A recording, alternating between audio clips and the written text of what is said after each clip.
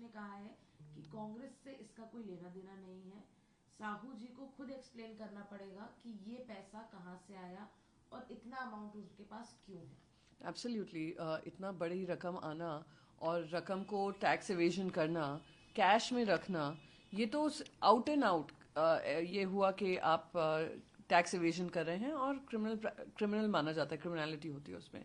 पर साथ ही साथ जो भारतीय जनता पार्टी अटैक कर रही है, मैं उन सभी से कहना चाहती हूँ, मंत्रियों से और जो भी भारतीय जनता पार्टी के नेता हैं, कि वो देश को आज ये आश्वासन दें कि अगर साहू जी कुछ समय बाद आकर भारतीय जनता पार्टी ज्वाइन कर लेते हैं तो उनको ये क्लीन चिट नहीं मिलेगा।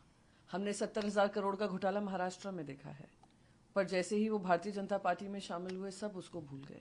हमने इतने एमपीज एमएलएज देखे हैं जिन्होंने डिफेक्शन किया है महाराष्ट्र में, हमारी पार्टी छोड़कर, हमारी पार्टी से गद्दारी कर भारतीय जनता पार्टी के खेमे में चले गए हैं, तो उनकी ईडी आईटी सीबीआई कार्रवाई सब खत्म हो जाती है।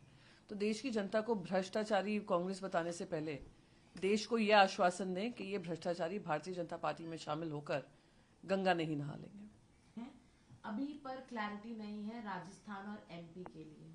ये बिल्कुल जैसे कौन बनेगा करोड़पति का एक शो आता था, वैसे ही कौन बनेगा मुख्यमंत्री चालू है पिछले 7 दिन से।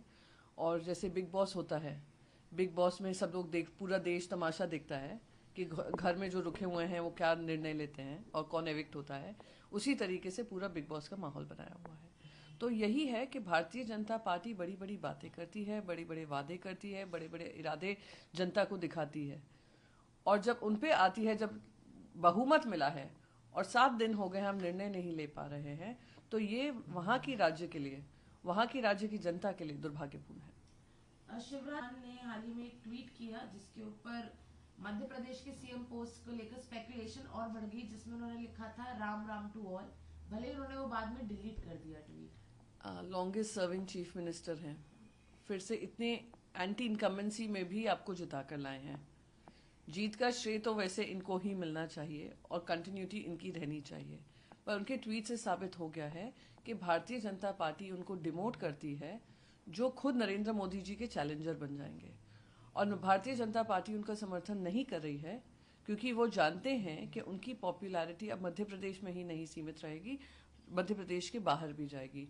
तो उनके ट्वीट से उनका दुख, दर्द, पीड़ा समझ में आ रही है, और मजबूरी जो डिलीट करने की भारतीय जनता पार्टी के ऑफिस से आई है वो स्पष्ट नजर आ रही है।